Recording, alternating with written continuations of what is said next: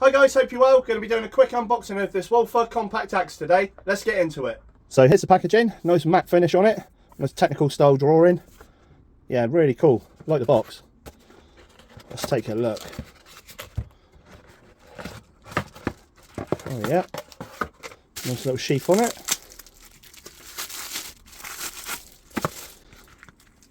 Yeah, it's like nylon, Velcro fastening, riveted. Feels really thick.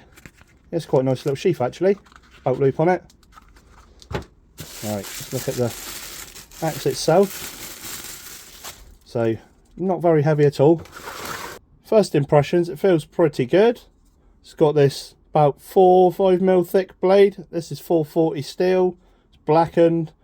It's got this finger hole here, so you could use that for detailed carving or if you were skinning game. So let's bring in the scales and see how much it weighs.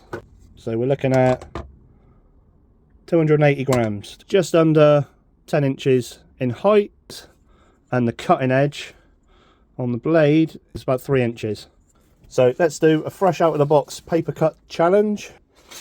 Not too bad. Definitely going to put an edge on it though and have to sharpen it. So being an axe, it's all about splitting capability. It's got hollow ground cheeks here that taper out, and I like the fact that the handle would act as a secondary wedge in splitting. So a lot of these backpack hatchets and small hatchets, they've just got a uniform single thickness blade, but where this has got this secondary wedge effect formed by the handle, that'll aid in splitting the wood. Yeah, I like the fact it's got this raised piece on the back of the head, so when you're using battening techniques, which you're going to have to with something this small to chop, it's got this pronounced piece sticking out, so you're not got any danger of smacking into the handle. So I really like that.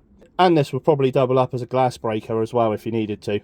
So if we look at the handle, it's a black polymer. Not 100% convinced on the screw idea, so I will undo these and put a permanent stud lock on them, just because I don't want them working loose.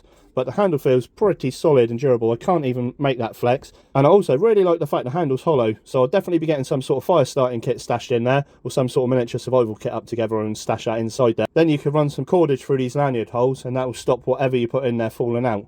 Let's just use this bit of brass rod just to measure how deep that is. So yeah, there's good 4 inches of hollow space in the handle. So yeah, pretty cool. I know a lot of people would argue a compact axe like this is going to be pretty much useless for the task at hand, but with the correct battening technique, you'll be surprised at what you could actually split with this. So I hope you guys have found this unboxing video informative, and it's give you all the information on this little axe that you need. If you like the video, please give it a like, it really helps, and subscribe to my channel for similar content. This is my last video before Christmas, so whatever you're doing, enjoy the holidays, and I'll see you next time. Cheers.